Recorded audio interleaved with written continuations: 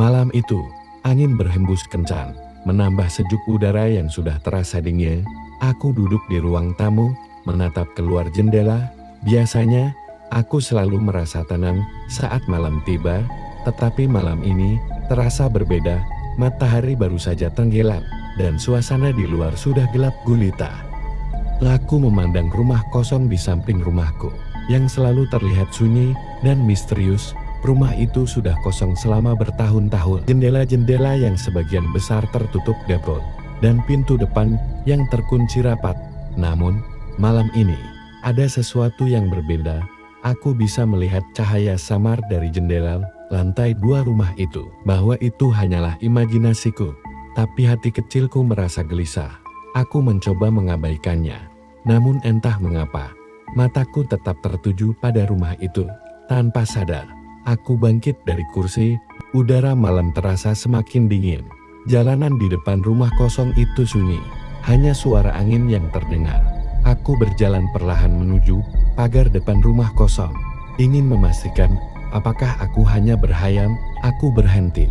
Cahaya dari jendela lantai 2 rumah kosong itu masih menyala, dan kali ini aku bisa melihat bayangan seseorang bergerak di balik tirai. Jantungku berdegup kencang. Aku tahu rumah itu sudah lama tidak dihuni, tapi bayangan itu sepertinya nyata. Aku merasa seolah-olah ada yang mengawasi. Aku berbalik dan hendak kembali ke rumahku.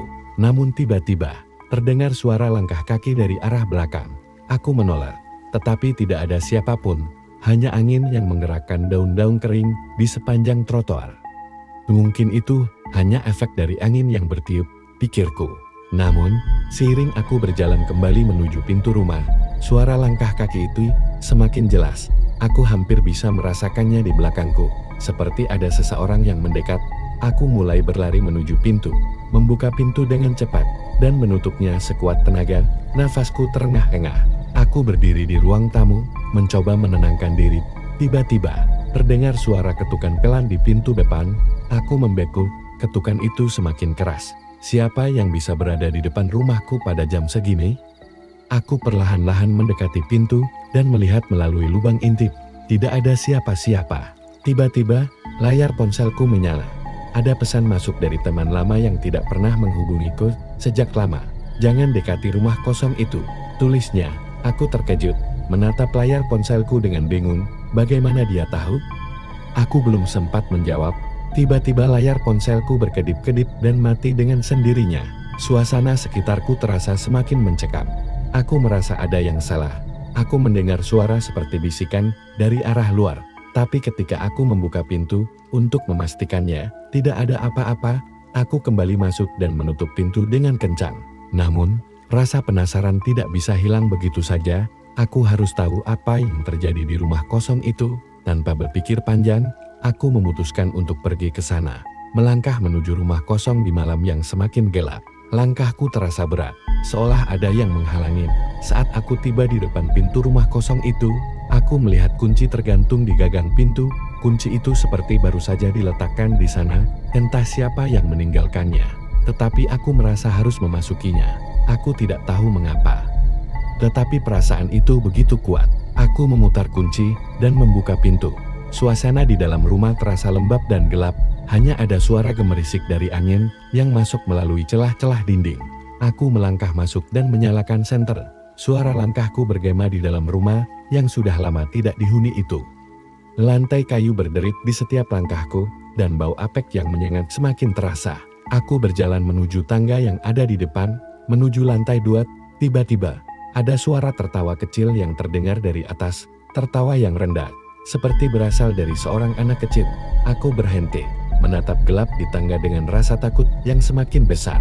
Aku melangkah perlahan ke atas, menyalakan senter lebih terang. Suara tawa itu makin jelas, semakin dekat. Begitu aku sampai di lantai 2, aku melihat sebuah pintu yang terbuka sedikit. Dari dalam kamar itu, suara tawa itu semakin keras. Aku mencoba melangkah lebih dekat. Namun saat aku sudah hampir sampai di depan pintu, tiba-tiba terdengar suara pintu lain yang tertutup keras di bagian belakang rumah. Aku terkejut dan menoleh cepat. Di sana, aku melihat sebuah bayangan besar yang bergerak cepat di antara bayang-bayang gelap. Panik, aku berlari menuju pintu keluar. Tetapi pintu itu terkunci, aku menoleh ke belakang, dan di antara kegelapan, terlihat wajah pucat dengan mata kosong yang menatapku. Aku tidak bisa bergerak, tubuhku kaku, seolah terhipnotis oleh tatapan itu. Saat itu, aku mendengar suara lembut dari belakangku, "Jangan lari, kamu harus tinggal selamanya." Aku berteriak, mencoba membuka pintu, dan akhirnya berhasil. Begitu aku melangkah keluar, suara tawa itu terdengar semakin jauh. Aku berlari menuju rumahku, menoleh sekali lagi ke arah rumah kosong, namun yang kulihat hanya kegelapan, dan rumah itu terlihat lebih gelap dari sebelumnya. Sejak malam itu, aku tidak pernah lagi merasa aman. Setiap malam, aku mendengar suara tawa yang sama, dan setiap kali aku melirik ke rumah kosong itu, aku merasa ada yang mengawasi. Aku tahu, rumah kosong itu bukan hanya sekadar bangunan tua, ada sesuatu yang menghuninya. Dan aku baru saja terjebak dalam permainan yang lebih besar daripada yang bisa kubayangkan.